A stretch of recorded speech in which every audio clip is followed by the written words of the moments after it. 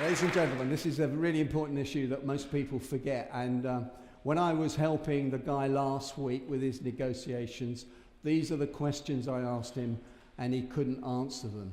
And most people can't answer them when I ask them these questions. And if somebody could just tell me which page of the workbook this is on, please. And it's translated also into Slovenian for you. And I think that's I've got a slide of it here. Let me just run forward to see. Yep.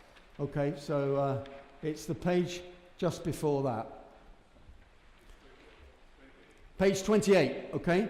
So just before 28, I talk about this. This is absolutely vital. Every time you go into a negotiation, these are the questions you need to ask yourself. These are the questions you need to ask other people. In this negotiation, what's the best position that I can achieve? The best position. Maybe your dream position. Sometimes you can get a dream position. I've seen all the fantastic speakers you have here. I had lunch with Brian Tracy in San Diego last year with Patricia Fripp and Nido Quibane. These are some of the highest achievers in the world. They'll tell you, set high goals. If you don't set high goals, you'll never achieve them. If you set a low goal, you might achieve it and you'll have missed out lots of things. I know you know about this goal setting, motivational stuff, which is so important because it works. So sometimes set a best position. What is the best position you can get? But remember, if you're negotiating a best position, which is a high price, you need to look good. You need to look the part. You need to have a good pen. You need to dress appropriately so that you look good. You need to show up in a good car if it's important. 70% of men in the UK judge other men on the car they drive. My wife says that's crazy, but it's true, and it's almost around the world. So again, make sure you position yourself. If you want the high price, everything's got to look good about that. So I generally always wear a suit. I always wear a white shirt. I always wear a red tie.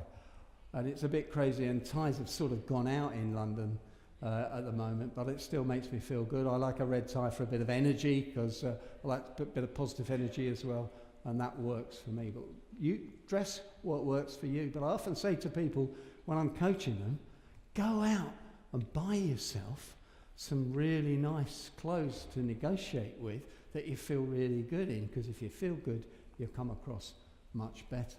The second one is the target position. This is where people usually start in the negotiations. But sometimes you can get, once in 100, you might get that higher price for your service when you use all those unique selling points, all those variables, and your value proposition. And then you come to your walk-away position, the position where you won't do the deal, you won't go lower than that. And you need to work this out. You need to do the numbers, and you also need to calculate the variables, and you also need to talk to the client. And then the fourth one is, what's the alternative position? Now the Americans, Fisher and Urey, call this a BATNA, and you probably come across this. Robert uses the word BATNA. It's right, it's fantastic, but I couldn't really understand what it meant. Best alternative to a negotiated agreement. Well, if you haven't got one. I prefer to call it, and I've written about it, I was right about it, as the alternative position. What I mean by this is, if you don't do the deal, if you walk away, what are you going to do with the resources? What are you going to do with your time? Because if the price has come down so much, should you do the deal? Because you could chase other customers, you could market to other customers, you could go and play golf, you could have a longer holiday, you could do some thinking about what other business, what other job you wanted to do. I worked for a bank for 30 years. You can't get very excited about working for a bank, I can tell you.